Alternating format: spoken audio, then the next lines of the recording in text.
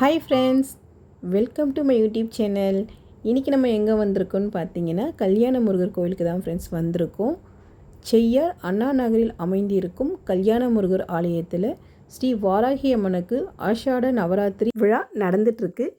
11 நாள், ஒவ்வொரு நாளும் ஒவ்வொரு அலங்காரத்தில் வாராகி அம்மனை அலங்காரம் பண்ணுறாங்க. இன்றைக்கி 2ஆம் நாள் மஞ்சளில் அலங்காரம் பண்ணியிருக்காங்க. முதல் கடவுள் விநாயகரை பாருங்கள், குழந்தைங்க கூப்பிட்டுட்ருக்காங்க. நம்மளும் வாங்க விநாயகரை கும்பிட்டுட்டு ஒரு தோப்புக்காரணம் போடுவோம்.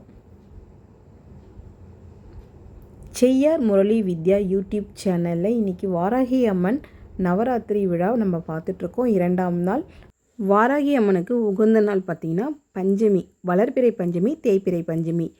இப்போ வர ஞாயிற்றுக்கிழமை 29ஆம் தேதி மதியம் 12 மணிலிருந்து திங்கட்கிழமை 30ஆம் தேதி மதியம் 1 மணி வரை வளர்பிறை பஞ்சமி.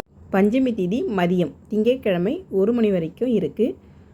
எல்லோரும் பூஜையில் கலந்துக்கோங்க பஞ்சமி தேதியில். ஓகே ஃப்ரெண்ட்ஸ், வீடியோ ஃபுல்லாக பாருங்கள்.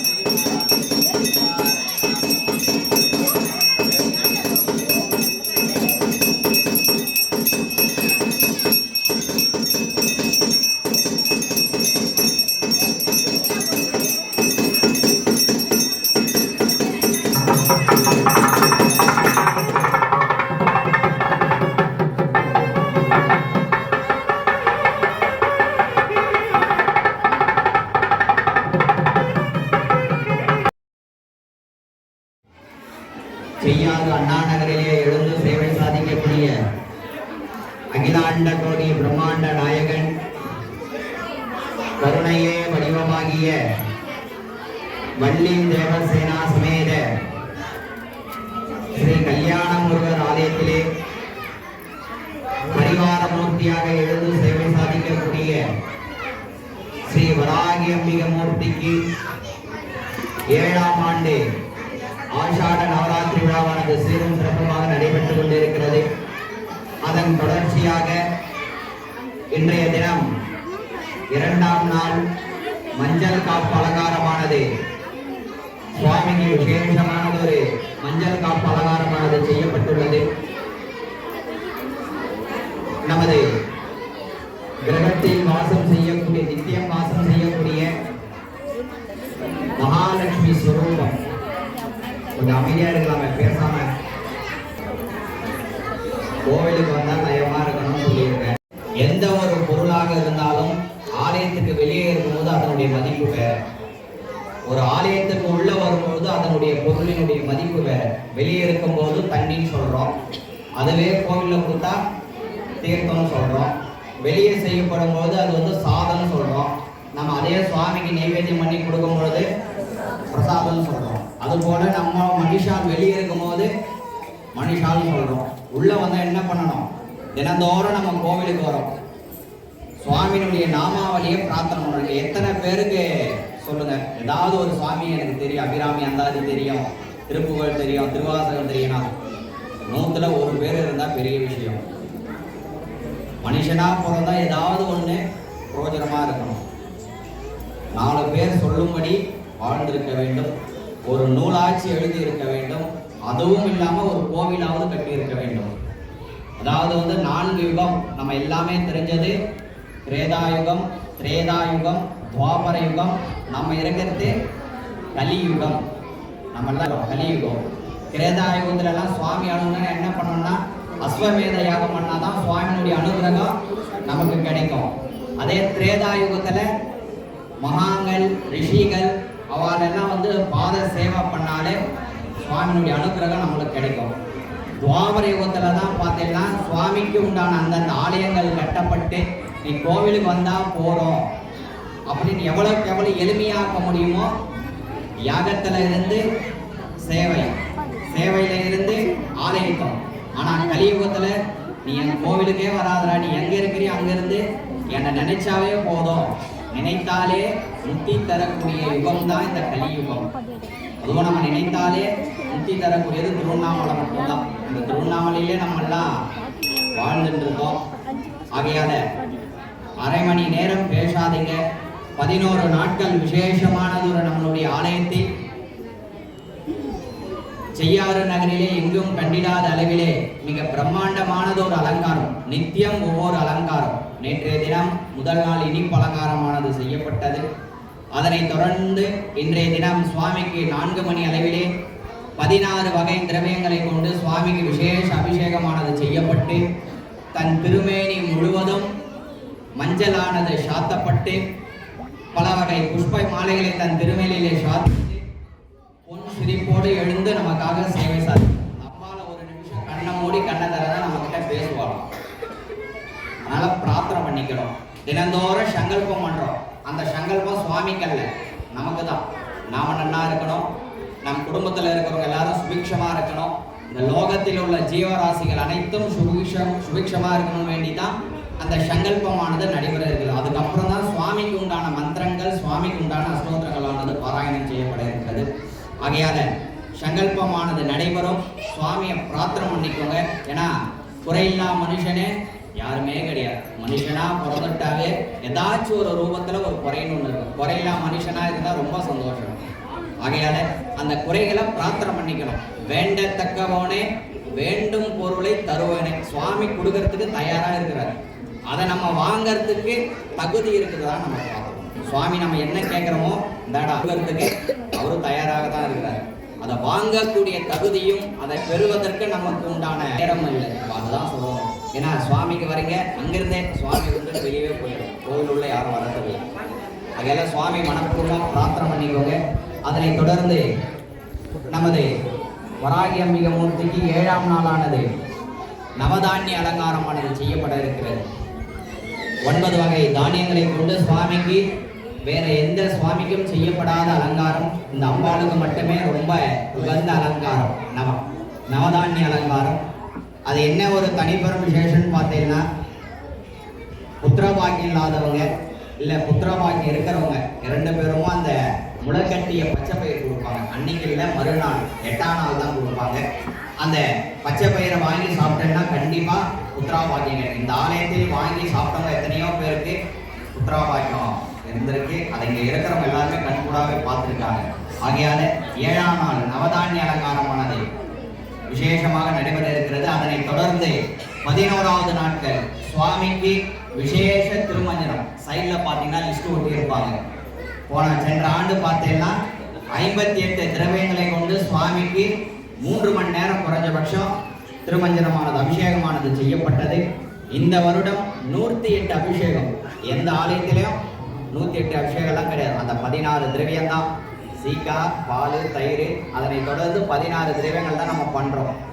இந்த வருஷம் சென்ற ஆண்டை விட 50 எக்ஸ்ட்ரா பண்ணி 108 திரவியங்கள். என்னென்ன திரவியங்கள் இங்கே ஒட்டி இருக்காங்க. உங்களால் என்ன முடியுமோ அதை வாங்கி கொடுக்கலாம். நாளையிலிருந்தே வாங்கி கொடுத்தீங்கன்னா ஆலய நிர்வாகிகிட்டம் கொடுத்தீங்கன்னா வாங்கி வச்சுப்பாங்க. சரியாக அன்றைய தினம் ஞாயிற்றுக்கிழமை 6ஆம் தேதி காலையில் 9 மணிக்கெல்லாம் அபிஷேகம் ஆரம்பிச்சிடும். நமக்கெல்லாம் லீவு தான் இந்த வருஷம். சௌரியமாக போச்சு. காலையில் டிஃபன் சாப்பிட்டு என்ன பண்ணணும், நம்ம ஆலயத்துக்கு வந்துடணும். 9 மணிக்கு வந்தீங்கன்னா 12 மணி வரைக்கும் அபிஷேகமானது சீரும் சிறப்புமாக நடைபெற இருக்கிறது. 12 மணிக்கு மேலே கோவிலே பிரசாதம் கொடுப்பாங்க. ஆகையால அதனை தொடர்ந்து மாலை 4 மணி அளவிலே சுவாமிக்கு புஷ்ப அலங்காரமானது செய்யப்பட்டு 5:30 மணிக்கு தீபாரணையும், அதனை தொடர்ந்து 6 மணி அளவிலே சுவாமிக்கு புஷ்பயாகமானது நடைபெற இருக்கிறது. இந்த வருஷம் புஷ்பயாகமும் வச்சுருக்காங்க பாருங்க. அன்றைய தினம் காலையில் யாகசால பூஜைகளானது நடைபெறும். அதனை தொடர்ந்து அபிஷேகம், அதனை தொடர்ந்து புஷ்பயாகமானது மாலை 6 மணி அளவிலே சுவாமிக்கு நடைபெறும் என்பதை ஆலயத்தின் மூலியமாக தெரிவித்துக் கொள்கிறோம். அதனை தொடர்ந்து இந்த வருடம் நமது முருகப்பெருமான் ஆடி கிருத்திகை, ஆடி 4ஆம் தேதி வருகிறது சனிக்கிழமை. பரணியை முன்னிட்டு நமது முருகப்பெருமானுக்கு பால் குடம் எடுக்கும் வைபவம் விசேஷமாக நடைபெற இருக்கிறது. ஆலயத்தின் சார்பாக ரூபாய் 601 ரூபாய், 500 இல்லை 601 ரூபாய். யாருன்னா பால் குடம் எடுக்கிறவங்க விருப்பப்பட்டீங்கன்னா ஆலய நிர்வாகத்தினரிடம் பேர் கொடுத்துருங்க. போன வருஷம் போல பால் என் சவுண்டு தான் கேட்குது. இவ்வளோ பேர் இருக்கிறீங்கன்னா நம்ம ரோட்டு கண்ணாண்ட கேட்க வேணாவா? இதுவே பேச 10 தெரு கண்ணாண்ட கேட்கும். ஹர ஹர நம பார்வதி பதஜே தேவோத்தமம் சார்வபௌமஸ்ய ஸ்ரீமணிலாண்ட கோடி பிரம்மாண்ட நாயகஸ்ய ஸ்ரீ விஜய் விஜய் பவ அஸ்ய தேவதாभ्यो நமः. சூர்யாஜானலோச்சனம் மணி. ஓம் ஹ்ரீம் வாசவ்யே நமः. ஓம் ஹ்ரீம் சிம்மாரூடாய நமः. ஓம் ஹ்ரீம் அஸ்வாரூடாய நமः. ஓம் ஹ்ரீம் கஜரூடாய நமः. ஓம் ஹ்ரீம் ஏகஸ்ரே நமः. ஓம் ஹ்ரீம் தனதான்யே நமः. ஓம் ஹ்ரீம் விஷவல்லபாய வை ஸ்ரவணோ ததாதே குபேராஜ வை ஸ்ரவணாய மகாராஜாய நமः. வேதோக்த மந்திரலோபேந்திரலோப கிரியாலோப சாமலோப ஸ்ருதாலோப கரணலோப முக்ஷிலோப அகார உகார மகார கைனோபி ஸ்ரவந்து நாஹ ஹரி வீரோ மன்னராய திவினயே த்ரிநாதேனோ யநாதே சர்வமங்கல மாங்கல்யே ஸ்வே சர்வார்த்தசாதகே சரண்யே ஸ்ரீயம்மகே கௌரி நாராயணி நமோஸ்தே. மங்களா மங்களா சாஸ்யே மாங்கல்ய மங்களாயினே சதாசிவசாயினே ஆனந்த கோலாகல கற்பூர சந்தோஷ்யே.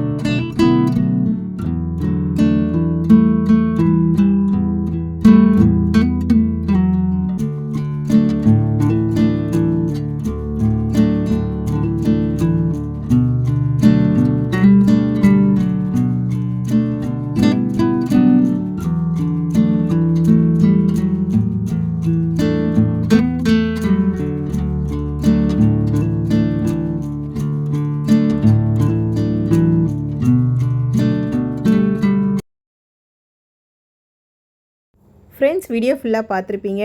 வராகி அம்மன் அருள் எல்லாருக்குமே வந்து கிடச்சிருக்கும். தீபாராதனை எல்லாமே நீங்களும் பார்த்துருப்பீங்க. நம்ம நேரில் போன ஒரு ஃபீல் வந்து செய்யார் முரளி வித்யா யூடியூப் சேனல்லையே நீங்கள் வந்து பார்த்துருப்பீங்க. ஓகே ஃப்ரெண்ட்ஸ், வீடியோ பிடிச்சிருந்தா லைக் பண்ணுங்கள், ஷேர் பண்ணுங்கள், கமெண்ட் பண்ணுங்கள், சப்ஸ்கிரைப் பண்ணுங்கள். மறக்காமல் கீழே இருக்கிற பெல் பட்டனை தட்டுங்க. அப்போ தான் நாங்கள் போடுற வீடியோ உங்களுக்கு உடனுக்குடன் வரும். ஓகே, நெக்ஸ்ட் வீடியோவில் சந்திப்போம்.